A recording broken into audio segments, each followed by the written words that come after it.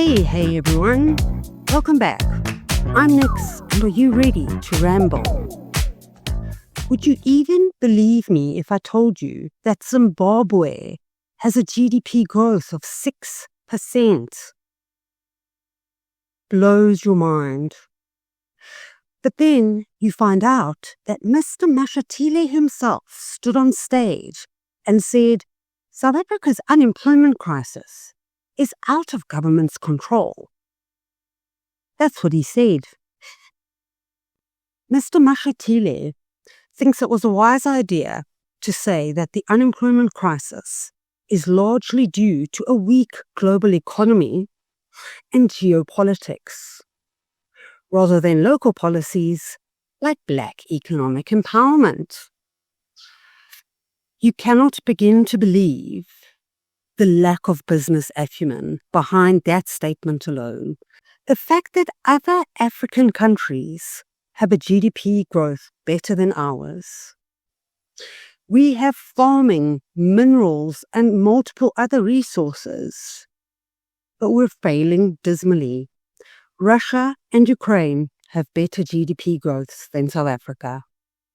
So no, President Deputy Masha, you're wrong, unfortunately. It is very much government's role to deal with this unemployment crisis, which is a direct cause of the very stagnant economic growth. He pointed to recent comments from Minerals and Petroleum Resource Minister Gwede Mantashe, who said most of the companies in the mining and coal industries are run by black people. Correct. And those who are empowered by the government's progressive policies. I mean, they're not even lying. He is 100% correct. Because who are those black people who own all those mines? Oh, I don't know. The government, ANC, Cyril Ramaphosa himself. So it is the very ANC elites that own the mines that are then indeed empowered by government's progressive policies. Paul continues to show his level of business acumen by saying that unemployment is not only a problem of South Africa. I mean, sure, Mashatile, we have the worst youth unemployment rate in the world though, so please don't downplay the crisis we have by including the broader global world's unemployment statistics. The biggest problem is that on top of the huge amount of people currently unemployed, we have groups of people matriculating and leaving school all the time.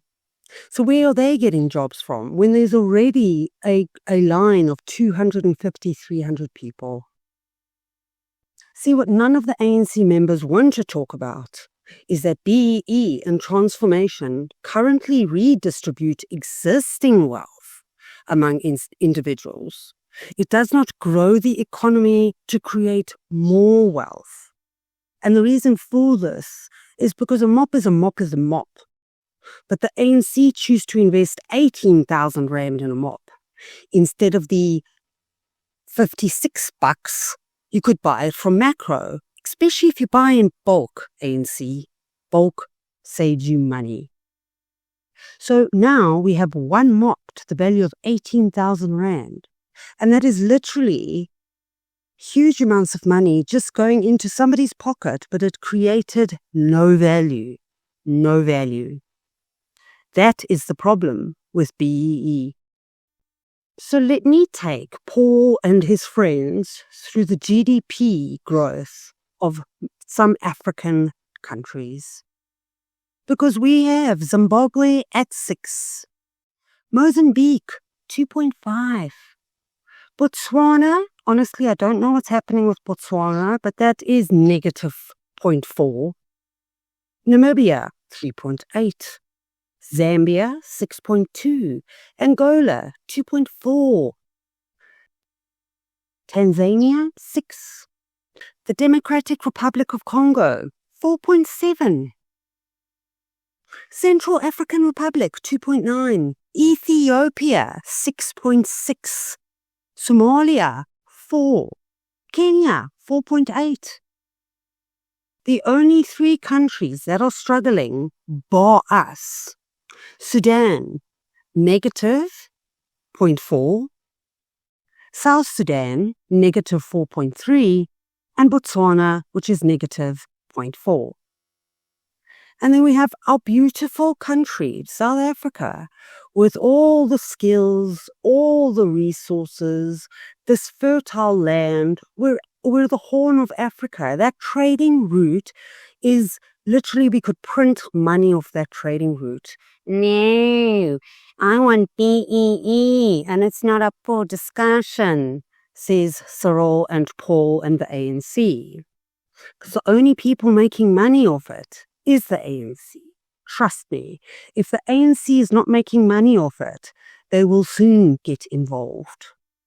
So something you need to keep in mind when you're seeing all of this growth happening in Africa, except for South Africa, is that we have a larger book of debt than all the African countries combined. Let me say that again. The debt book, in terms of loans from the World Bank, etc., that debt book is larger than every single African country combined. We have to pay that money back, but we have a 0.8 GDP. Our population is growing at twice that, 1.4%. There are no stats or figures that prove BEE is working. It actually says here, government plays a role in combating corruption, which is seen as a significant barrier to economic growth and job creation. So honestly, Paul, you are 100% responsible for the unemployment crisis, because corruption and the ANC are married to each other. In fact, I don't think the ANC will ever be known for anything else but corruption. So really, this is the level of business acumen making decisions for the future of our country is out of government's control. I know, just the flagrant disregard for the role they play, while literally all of our money, tax-paying money. See, the thing which I love about the ANC, I'm joking, I don't love anything about the ANC. The thing about the ANC that I notice is they'll just say something for the sake of saying it. Because in their mind, they're like, you know what, if I say that everything's fine, then everything is fine. Ta-da! Living in their world of delusion. Unfortunately, that's not the case. But you know what? How on earth are you supposed to see the suffering of the South Africans when your bodyguards are busy beating them up and you get to skip all the traffic and the potholes while you're being driven around with your blue lights? So honestly, my next question is, what on earth gives you the right to make a statement about your role in the unemployment crisis when you can't even see out the tinted windows of your gazillion-dollar car? And please, honestly, I really wish the ANC would keep their mouths just chup still, chuppy chups, no more talking ANC. Because that is such an embarrassing statement. The unemployment crisis is out of government's control. Actually, you know what, now that I think of it, you're right. Because, Paul, government's lost control. The ANC don't have control anymore. None of you actually know what's happening. So yes, the unemployment crisis has now run loose and is out of control. It's not out of government's control. It's simply out of control. And there is no government who actually has control anyway. So thanks for the honest truth, Paul. I guess this might be one of the truest statements you've ever made. Much appreciated. Okay, guys, that's my ramble for today. I'm constantly surprised, literally, to just have that sort of dismissive reaction to this literal suffering of our youth. There is honestly something inherently wrong with us as South Africans if the ANC ever win an election ever again. Let me put it to you that way.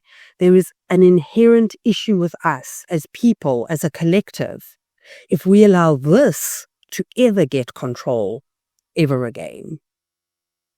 Because it gives me goosebumps when I see this kind of stuff.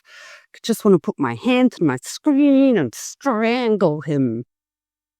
Oh, anyway, on that note, my ramble is now done. Guys, if you enjoy my content, I really would appreciate it if you press the subscribe button. It means the world to me. It tells YouTube that this is the sort of channel people like, and then it puts it in front of more people. What a cray-cray world we live in. Guys, I love you. Love all the comments. Thank you so much for the support. You all mean the world to me, really. I hope you have a great week. Over and out.